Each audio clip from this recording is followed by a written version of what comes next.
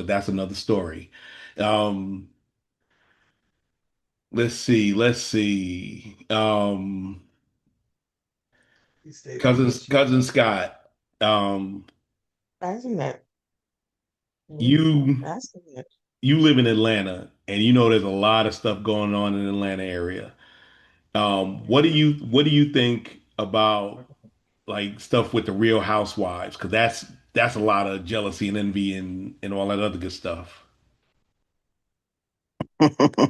Yeah, I don't know much about that, but I'd say uh, I'm quite sure there's a lot of pettiness, and that's what sells. That's what gets ratings.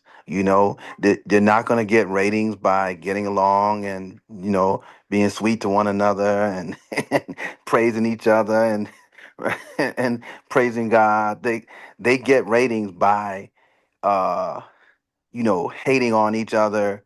And I'm quite sure there is a lot of pettiness and a lot of jealousy between the stars of that show.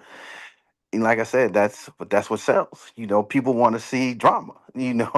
People want to see drama. And so that you see that, and it's unfortunate because it kind of it encourages that in our culture because people think that they normalize jealousy. Like, well, she thinks she all that. Like when you hear a woman say that about another woman, she thinks she all that, and then that normalizes it to a point where people will think that's the normal behavior.